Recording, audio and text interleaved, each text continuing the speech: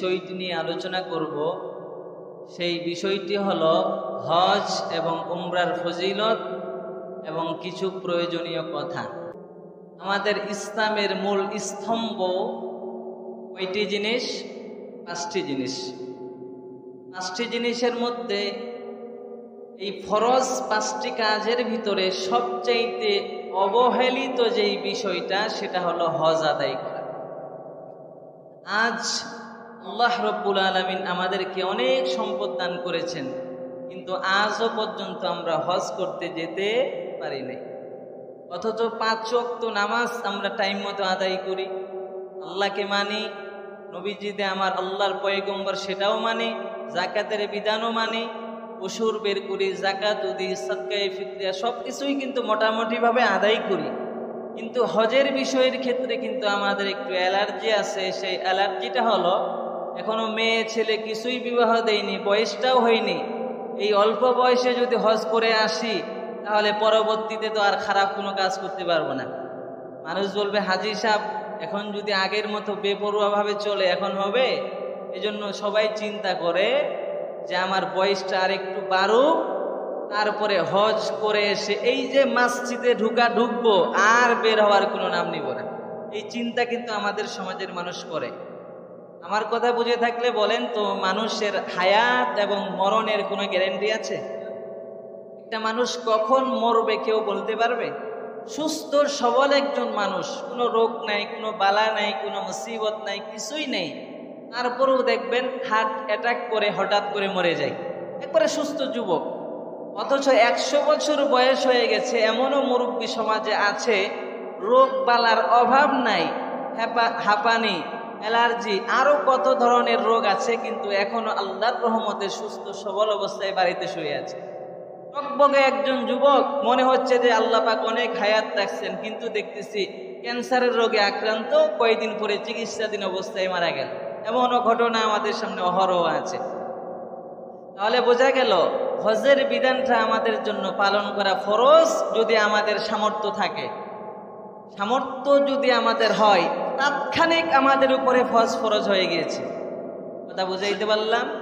এই জন্য সবচাইতে অবহেলিত ফরজ, এটার নাম কি? হজ। আল্লাহ তাআলা আমাদের সবাইকে বুঝার মতো তৌফিক দান করুন। আল্লাহ রব্বুল আলামিন কুরআনুল কারীমে মুসলমান উম্মতদের জানিয়ে দেয়, ওয়ালিল্লাহি আলান নাসি হিজ্জুল বাইত মান ইসতাতা ইলাইহি সাবিলা। আল্লাহ রব্বুল আলামিন যাদেরকে অর্থ সম্পদ দান করেছেন, যাদেরকে আল্লাহ পাক সম্পদ দান করেছেন, যেই সম্পদ বাইতুল্লাহ পর্যন্ত পৌঁছানোর সক্ষমতা রাখে, আল্লাহ পাক এত পরিমাণ সম্পদ দান করেছেন, বান্দা বাইতুল্লাহ ঘুরে এসে তারপরেও তার সম্পদ শেষ হবে না। আল্লাহ বলছেন তার উপরে হজ আদায় করা ফরজ।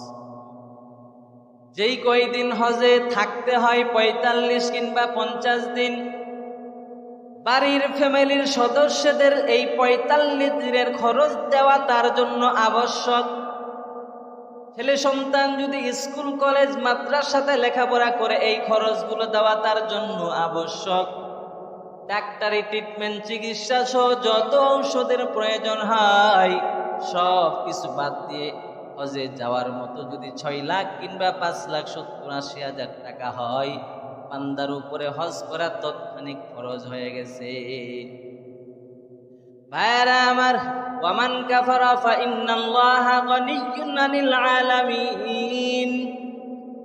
আর যারা হজের বিধানকে অমান্য করবে, মানবে না, আদায় করবে না, ওই বান্দাদের জেনে রাখা উচিত আল্লাহ তাআলা দুনিয়ার কোনো মানুষের হজের ব্যাপারে মুখাফিকি নন। কোনো বান্দা যদি হজ আদায় করে আল্লাহর বিন্দু মাত্র লাভ হয় না, কোনো বান্দা যদি হজ আদায় না করে আল্লাহর বিন্দু মাত্র ক্ষতি হয় না। আল্লাহ তো দুনিয়ার মানুষের কাছে মুখাফিকি নন। দুনিয়ার সব মানুষ আমার আল্লাহর মুখাফিকি। কথা বলেন ঠিক কিনা? দুনিয়ার মানুষ খাইতে হলে রিজিকের প্রয়োজন, আল্লাহর দিকে মুতাওয়াজ্জো হয়ে যায়। দয়ার মালিক খাবার নাই, রিজিকের ব্যবস্থা করে দেন। এজন্য রহমাতাল লিল আলামিন আমর ইবনুল আস রাদিয়াল্লাহু তাআলা আনহুকে জানায় দেয়, রে আমর, হজ কেমন দামি ইবাদত জানাই। ওয়া আন্নাল হিজরাতা তাহদিমু মা কানা ক্বাবলাহা, হিজরত তার পূর্বের সব গুনাহ মাফ করে দেয়। নবীজির সাহাবী আবু বকর নবীজির সঙ্গে মক্কা থেকে মদিনায় হিজরত করেছেন। আবু বকর রাদিয়াল্লাহু তাআলা আবার নবীকে নিয়ে রাতের গভীরে মক্কা থেকে নবী মদিনায় হিজরত করেছেন। আবু বকরের পূর্বের সব গুনাহ আল্লাহ মাফ করে দিয়েছেন। শুধু রাতের গভীরে নবী আবু বকরকে নিয়ে হিজরত করেছেন। আজও পর্যন্ত যদি মুসলমান দাওয়াত ও তাবলীগের কাছে নিজের দেশ ত্যাগ করে অন্য জায়গায় যায়, নিজের মাতৃভূমি জন্মভূমি ত্যাগ করে দাওয়াত ও তাবলীগের মেহনত নিয়ে ঢাকা কিংবা আরো বিভিন্ন জায়গায় যায়, আল্লাহ পাক তারও পেছনের গুনাহগুলো মাফ করে দিবেন। এবার নবীজি বললেন, ওয়া আন্নাল হাজ্জা ইয়াহদিমু মা কানা ক্বাবলাহুম, ও দুনিয়ার সম্পদশালীর মানুষেরা শুনো, হজ কেমন দামি ইবাদত। বান্দা হজ করতে দেরি, হজ করার সাথে সাথে তার পূর্বের সব গুনাহ আল্লাহ মাফ করে দেয়। হজ করতে দেরি হবে, আপনার পূর্বের যত অপরাধ ছিল, অপকর্ম ছিল, আল্লাহ তাআলা ক্ষমা করে দেয়। এজন্য নবী আবার হাদিসের মধ্যে জানা দেয়, قال النبي صلى الله عليه وآله وسلم من حج لله فلم يرفث ولم يفسق رجع كيوم ولدته أمه। নবী আমার জানা দেয়, দুনিয়ার মানুষ, আল্লাহকে খুশি করার জন্য হজ আদায় করো। কারণ যেই বান্দা আল্লাহকে খুশি করার জন্য মদিনায় যায়, যেই বান্দা আল্লাহকে খুশি করার জন্য হজ করবে, আল্লাহ পাক তাকে এমন ভাবে মাফ করবেন, যেই মা গর্ভধারিণী 10 মাস 10 দিন গর্ভে ধরে সন্তান মাত্র সবে প্রসব করলো, যেই সন্তানটা সবে মাত্র ভূমিষ্ঠ হলো, এখনো দুনিয়ার কোনো গুনাহ তাকে ছুঁইতে পারে নাই, মাত্র মায়ের গর্ভ থেকে সন্তান জন্ম লাভ করছে, এই সন্তান যেমন মাসুম, আল্লাহ পাক বাইতুল্লাহ জিয়ারত করা হাজী সাহেবকে ওই নিষ্পাপ শিশুর মতো মাসুম বানায়া দুনিয়া থেকে নিবে। ভাইরা আমার, ছোট বাচ্চার যেমন কোনো গুনাহ নাই, এখনো তার গায়ে গুনার ছোঁয়াই লাগেনি, যেমন মাসুম, আল্লাহর ঘর বাইতুল্লাহ জিয়ারত করে আসলে বান্দা মাসুম হয়ে যায়, নিষ্পাপ হয়ে যায়। আল্লাহু আকবার বলেন। এরে নবীর উম্মত, আল্লাহ কেমন দয়ার মালিক, আল্লাহর মতো দয়াময় কেউ নাই। সারাটা জীবন ভর অন্যায় করেছি, গুনাহের কাজ করেছি রে বাবা, আল্লাহর বাইতুল্লাহ জিয়ারত করার কারণে আল্লাহ পাক পিছনের গুনাহগুলো মাফ করে দিলে। জীবনে তো অনেক পাপাচারের কাজ করেছি, গুনার কাজ করেছি, এই বাইতুল্লাহ জিয়ারতের উছিলায় আল্লাহ পাক আমাদের পিছনের সমস্ত গুনাহ মাফ করে দিবেন। বলেন তো, যেই মা গর্ভধারিণী মা সবেমাত্র সন্তান দুনিয়ার জমিনে ভূমিষ্ঠ করেছে, এই সন্তানের জীবন কোনো গুনাহ থাকতে পারে? এই সন্তান যেমন নিষ্পাপ মাসুম, আল্লাহ পাক বাইতুল্লাহ জিয়ারতের উসিলায় হাজী সাহেবগুলোকেও মাসুম বানায় দিয়েছে। শুধু তাই নয়, নবী আমার আরো জানা দেয়, قال النبي صلى الله عليه وآله وسلم العمرة إلى العمرة كفارات لما بينهما والحج المبرور ليس له جزاء إلا الجنة।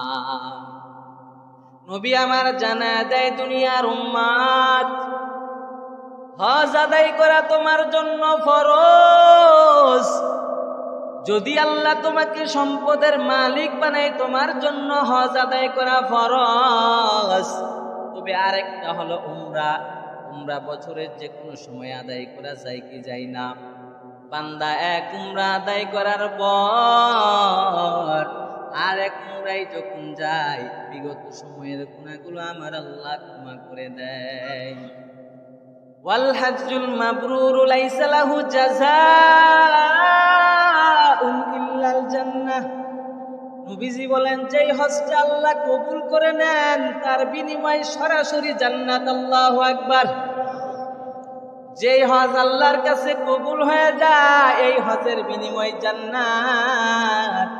এজন্য আল্লাহর কাছে হজ্জে মাবরুরের দোয়া করবেন। আল্লাহ, এত কষ্ট করে টাকা পয়সা কত কষ্ট করে জমা করে করে আজকে বাইতুল্লাহ জিয়ারতের উদ্দেশ্যে আসছি।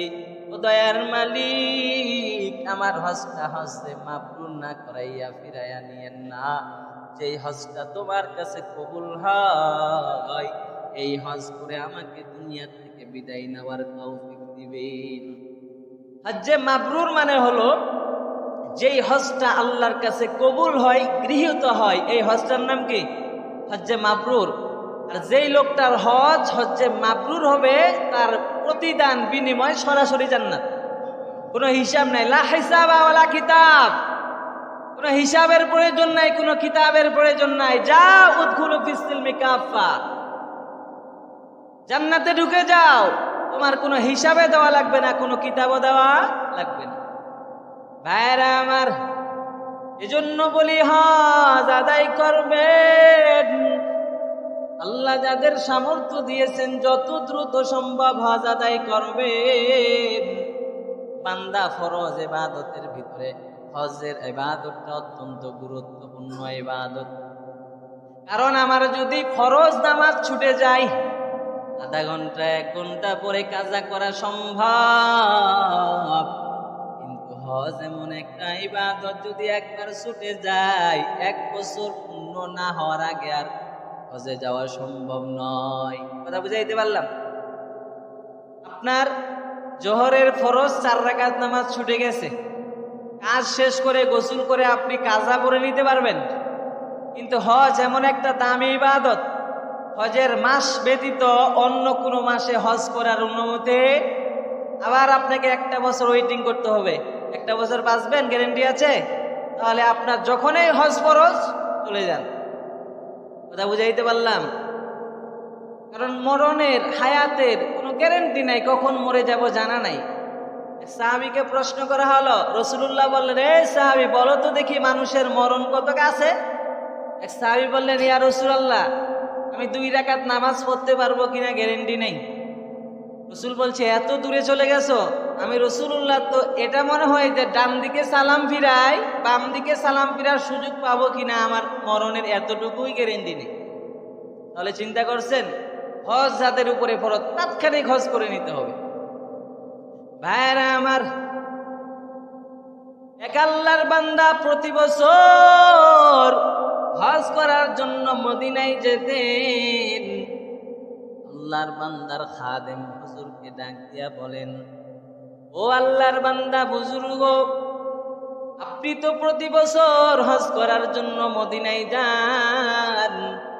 হুজুর, এবার আমি আপনার খেদমতে থেকে আমিও আপনার সাথে হজে যেতে চাই। এবার বুজুর্গ লোকটা বললেন, ঠিক আছে চলো আমার সাথে হজের সঙ্গে যদি হও ভালো। আল্লাহর বান্দা বুজুর্গ এইবার হজের সঙ্গে হিসেবে খাদেমকে নিয়ে রওনা হয়ে গেলেন।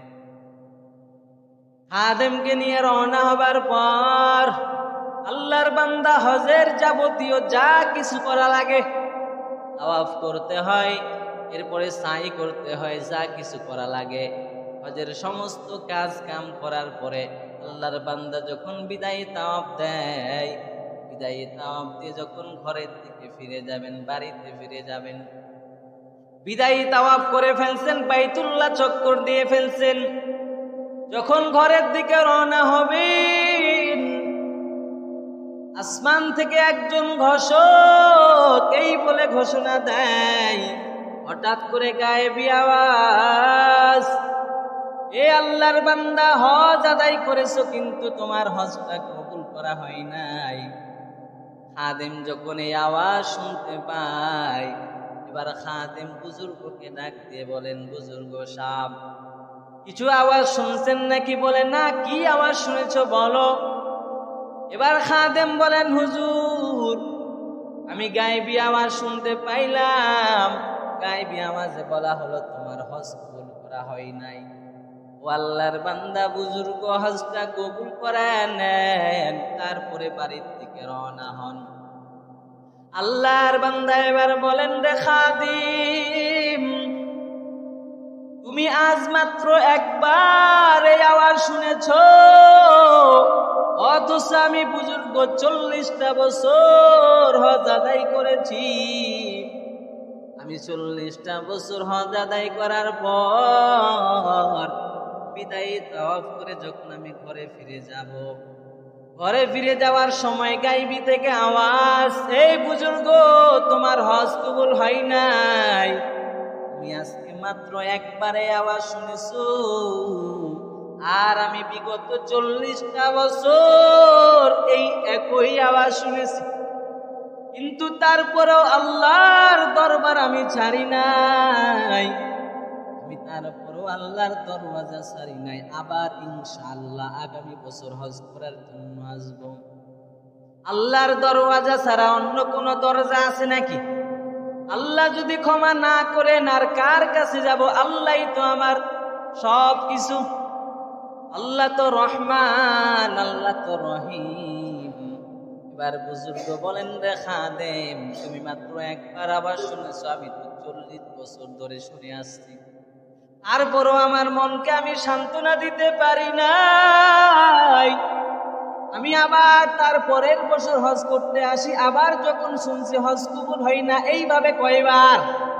40 বার হজ আদায় করছি, আজকে আবার একই আওয়াজ শুনলাম, কিন্তু তারপরও আমি নিরাশ হতে রাজি নই, কারণ আমার আল্লাহ রহমানুর রহিম। ভাইরা আমার, এবার আসমান থেকে আবার গায়েবী আওয়াজ, ও আল্লাহর বান্দা, তুমি যেহেতু আমার দরওয়াজা ছাড়ো নাই, যাও, এইবারের হজ সহ বিগত 40 বছরের হজ আমি আল্লাহ কবুল করে নিলাম। আল্লাহর রহমতের আশা ছাড়বেন না। আপনি যতই বিপদে থাকেন না কেন, 2 রাকাত নামাজই আপনার টেনশন দূর করার কারণ হয়ে যাবে। যতই টেনশনে থাকেন, একটা মানুষ বাইরে যেই পরিমাণ মেজাজ হারিয়ে ফেলে, মসজিদে আসলে সেই পরিমাণ মেজাজ থাকে না, নরমাল হয়ে যায়, স্বাভাবিক হয়ে যায়। কেন? বলে মসজিদে আল্লাহর রহমত এবং বরকত তারা ভরে গেছে। তাহলে ওই যে আল্লাহর বান্দা 1 বছর 2 বছর হজ করে, এখন যদি গায়েবী আওয়াজ আসে যে হজ কবুল হয় নাই, আল্লাহর বান্দা যদি কয় আর যাবই না, কিন্তু আল্লাহর বান্দা বুজুর্গ ব্যক্তিত্ব ছিলেন, 40টা বছর হজ করে 41তম বছরে আল্লাহ পাক বাকি 41টা হজ কবুল করে দিয়েছে। এটাই ছিলেন বুজুর্গদের হাকিকত। বুজুর্গরা কখনো নিরাশ হতেন না, কখনো হতাশ হতেন না, কিন্তু আমরা একটুতেই চিন্তিত হয়ে পড়ি, হতাশ হয়ে পড়ি। একটু বিপদ আসছে, ধৈর্য ধারণ করেন, আল্লাহর কাছে নামাজে দাঁড়িয়ে যান, বিপদ দূর হয়ে যাবে। একটু টাকার সমস্যা, এই টাকার সমস্যা নিয়ে কত টেনশন করি, হাই হাই কি করব, মাটিতে পা ফেলার জায়গা পাচ্ছি না, এত টেনশন কেন? আপনার টাকা নেই, মসজিদে দাঁড়িয়ে যান, আল্লাহ ব্যবস্থা করে দিবে। করবে না? আল্লাহ করেন নাই? মারিয়াম আলাইহিস সালামকে আল্লাহ পাক বেমৌসুমি ফল খাওয়ান নাই? ইতিহাস জানেন তো? বিভিন্ন মাউজু, বিভিন্ন বিষয়ে বিভিন্ন জায়গায় আলোচনা হবে, এক বিষয়ে সব জায়গায় তো আর সবগুলো কথা বলা সম্ভব নয়। এটাই বলছিলাম, আল্লাহর কাছে পরিপূর্ণ তাওয়াক্কুল করুন, আল্লাহ অবশ্যই আপনার বিপদ দূর করবেন। এজন্য বললেন রাসূলুল্লাহ আমাদের আরো জানা দেয়, ওয়ালা রাসূলুল্লাহ সাল্লাল্লাহু আলাইহি ওয়াসাল্লাম, মান হাজ্জা লিল্লাহ মান লাম ইয়ামনাহু আনিল হাজ্জি হাজাতুন যাহিরা। আল্লাহর নবী বলেন, ও দুনিয়ার মানুষ, কোন জটিল প্রয়োজন ছাড়া অথবা সুলতানুন জায়রুন জালেম শাসকের প্রতিবন্ধকতা ছাড়া, আও মারাদুন হাবিসুন, জটিল কোন রোগ ছাড়া যদি তুমি হজে না যাও, তাহলে তুমি ইহুদি হয়ে মরলা নাকি খ্রিস্টান হয়ে মরলা, আমি রাসূলের দেখার কোনো বিষয় নেই। নাউজুবিল্লাহ। আপনি হজে যাবেন, সরকার আপনাকে বাধা দেয়নি। অনেক সময় বিভিন্ন কাজে সরকার বাধা প্রদান করে কি করে না, কিন্তু সরকার আপনাকে কোনো বাধা দেয়নি। অথবা আপনি এমন কোনো অসুস্থ হননি যেই অসুস্থতার কারণে আপনি হজে যেতে পারছেন না, এমন অসুস্থ নয়। তারপরেও আপনি যদি হজে না যান, রাসূলুল্লাহ কঠিন হুঁশিয়ারি করেছেন, ইহুদি হয়ে মরলি নাকি খ্রিস্টান হয়ে মরলি আমার দেখার কোনো বিষয় নেই। হজে যাওয়া কি শুধু সামান্য ইবাদত? ওখানে নবীজির রওজা জিয়ারত করা যায়, আবু বকর, উমর, উসমান, আলী এদের কবরগুলো জিয়ারত করা যায়। কত দামি একটা ইবাদত হয়ে যায় ওখানে।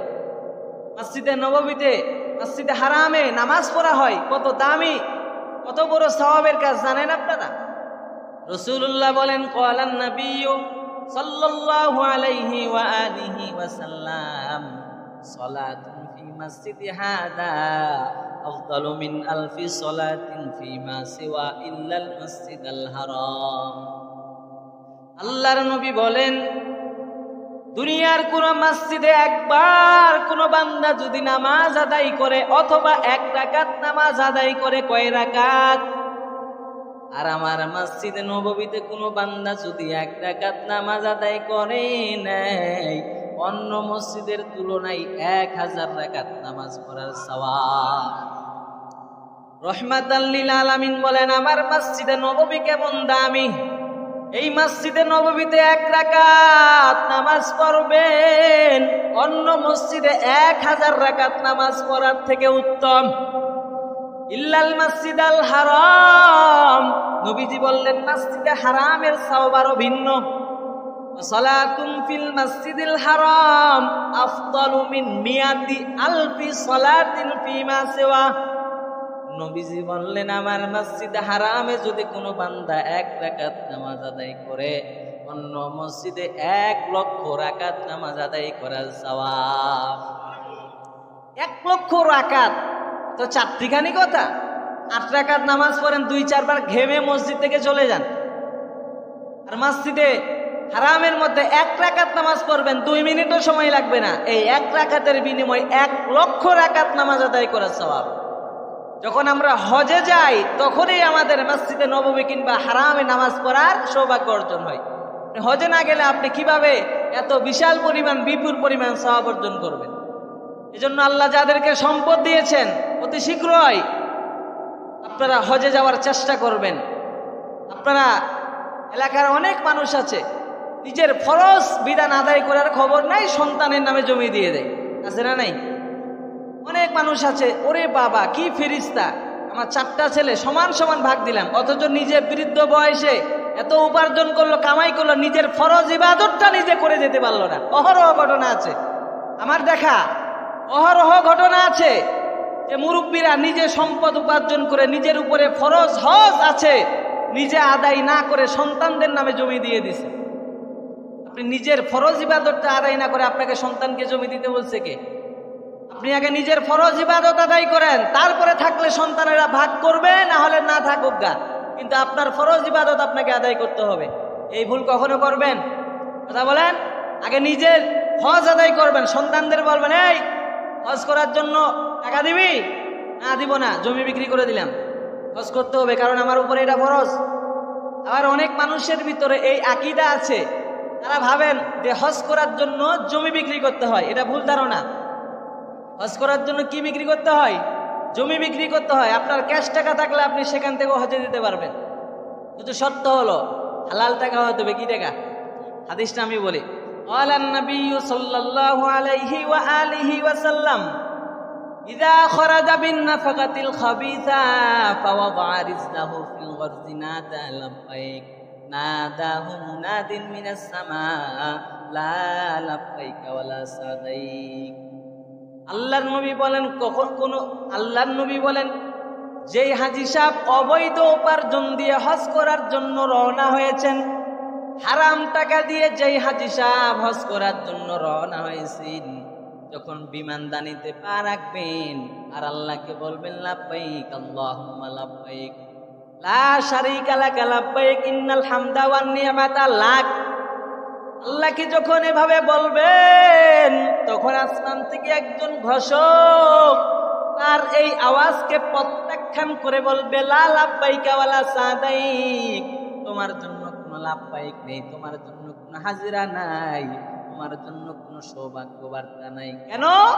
জাদুকা হারামুন, তোমার পথেই হারাম, যেই টাকা দিয়ে যাচ্ছ এটা তো হালাল টাকা নয়, হারাম। ওয়া নাফাকাতুকা হারাম, যা খরচ করবেন সব তোমার জন্য হারাম। ওয়া হাজ্জুকা গায়রু মাবরুর, তোমার হজটা কবুল করা হবে না। হারাম টাকা দিয়ে হজ হবে? কথা বলেন। পিওর টাকা লাগবে, হালাল টাকা লাগবে। আপনার হালাল টাকা হতে পারে আপনার বাড়িতে 4-5টা গরু আছে, এটা আপনার পরিশ্রম করা ঘামের টাকা। আপনার ব্যবসা করা, হালাল ভাবে ব্যবসা করেছেন, এটা আপনার হালাল টাকা। এখন যদি বলে যে হুজুর ব্যবসার মধ্যে ঝামেলা আছে, এটা হারাম থাকতে পারে, বলতে পারেন অনেকে। আমি বলবো তাহলে জমি যে বিক্রি করবেন, যেই মামা জমি কিনবে এই মামার টাকা হালাল, এটা আমাকে বলো। কথা বুঝাইতে পারলাম না? এখন যদি কেউ বলে যে হুজুর জমি বেচা ছাড়া হজে যাওয়া যাবে না, জমির টাকাটা পিওর হালাল, যে লোকটা জমি কিনলো এই লোকটা টাকাটা পাইলো কই? হয়তো বা এই লোকটা গরু বিক্রি করছে, এই লোকটা যে গরু বিক্রি করছে কোন দালালের কাছে করছে? ওই দালালগিরি করে হালাল না হারাম? কথা বলে না কেন? ধোকাবাজি করে, প্রতারণা করে যদি আপনি দালালি করেন, এটা হালাল না হারাম? কথা বলেন না কেন? তাহলে এখন যদি বলেন জমিটা আমার হালাল, জমিটা বিক্রি করলাম যেই লোকের কাছে, সেই লোক টাকা পাইলো কই? যদি বলে ব্যাংক থেকে উঠাইছি, সেটা হারাম। তাহলে জমি বিক্রি করেও যদি তোমার হারাম হয়, তো লাভটা হলো কি? তাহলে বুঝাই তবে হালাল টাকা। হালাল টাকা আপনি আস্তে আস্তে জমাইও হতে পারে, অথবা আস্তে আস্তে টাকা উপার্জন করে আপনি 2-4টা গরু কিনে রাখছেন, অথবা 10 কাঠা জমি কিনছেন। যার টাকা নাই, ক্যাশ নাই, সেই কিন্তু জমি বেচার চেষ্টা করে। জমি বিক্রি করে হজ হবে না বলছি না, হবে, কিন্তু যাদের আকীদা এমন আছে যে জমি বিক্রি ছাড়া হজ আদায় হবেই না, এটা ভুল ভ্রান্তি। কথা বুঝাইতে পারলাম? কথা বুঝতে পারছেন? সময় নেই, 2-3 মিনিট আছে। একটা ঘটনা বলে আজকের আলোচনা আমি শেষ করব। আব্দুল্লাহ ইবনে মুবারক রাহমাতুল্লাহ আলাইহি বড় মাপের একজন আল্লাহর ওলি ছিলেন। আব্দুল্লাহ ইবনে মুবারক রাহমাতুল্লাহ আলাইহি একজন আল্লাহর ওলি ছিলেন। আব্দুল্লাহ ইবনে মুবারক রাহমাতুল্লাহ আলাইহি হজ করার জন্য মদিনায় গেছেন। জোহরের নামাজের পর আরাফাতের ময়দানে হঠাৎ করে ঘুমিয়ে পড়লেন। নিজের মনের অজান্তে তিনি ঘুমিয়ে পড়লেন। হঠাৎ করে আল্লাহর বান্দা বুজুর্গ আব্দুল্লাহ ইবনে মুবারক স্বপ্নের মধ্যে দেখতে পায় 2 জন ফেরেশতা আসমান থেকে দুনিয়ার জমিনে অবতরণ করলেন। আসমান থেকে 2 জন ফেরেশতা দুনিয়ার জমিনে নামলেন। প্রথম ফেরেশতা দ্বিতীয় ফেরেশতাকে প্রশ্ন করলেন, ভাইজান এই বছর কতজন হাজী সাহেব হজ করার জন্য আসছেন? প্রশ্নটা কি ছিল? এই বছর কতজন হাজী হজ করার জন্য মদিনায় আসছেন? দ্বিতীয় ফেরেশতা জবাব দেয়, এই বছর 6 লক্ষ হাজী সাহেব হজ করার জন্য আসছেন। 6 লক্ষ।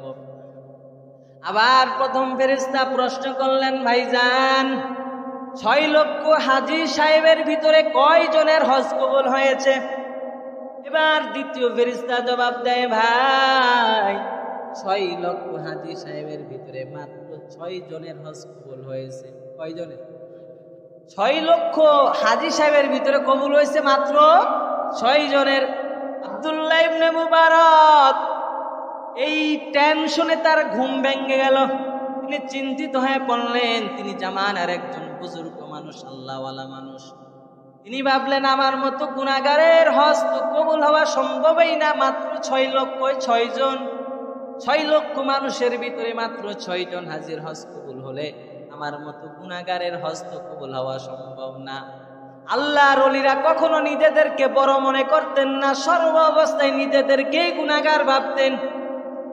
আল্লাহর ওলি বলেন, 6 লক্ষর ভিতরে আমার হজ কবুল হওয়ার কল্পনাও করা যায় না।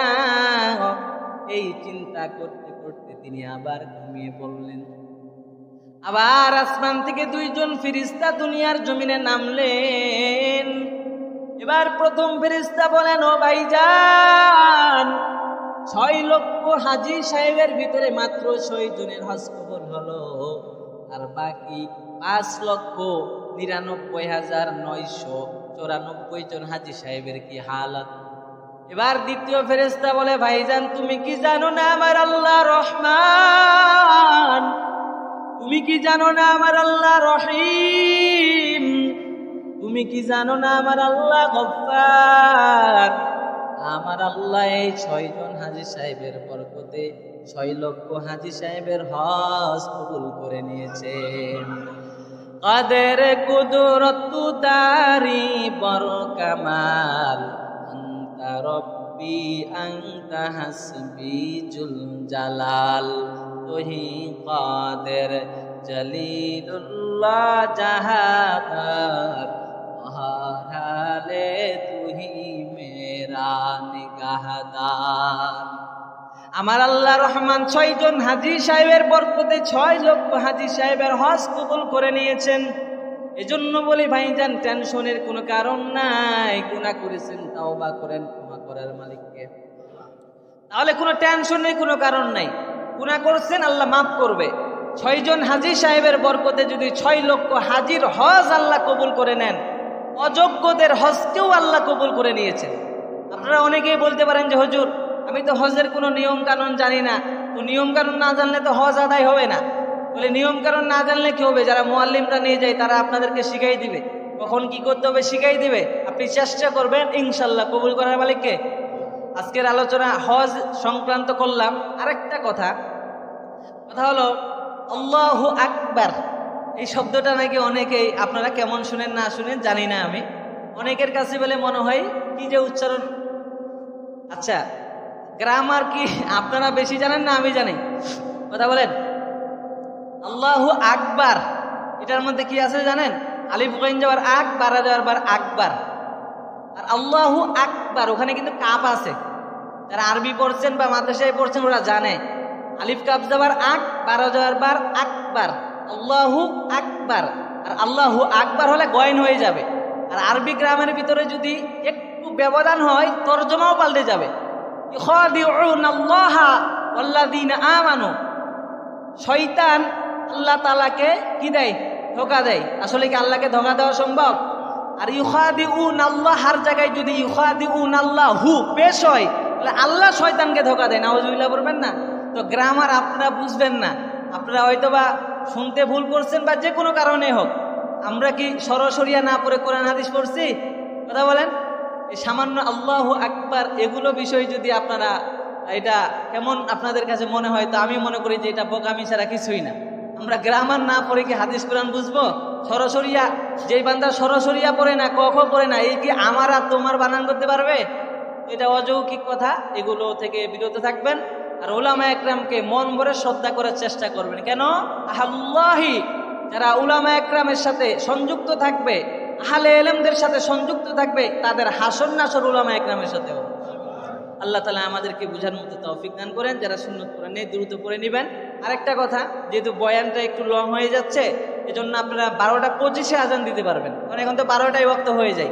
5 মিনিট আগে আজান দিলে কি কোনো ক্ষতি আছে? কথা বলেন। ক্ষতি নাই। শুক্রবার হলো মানুষ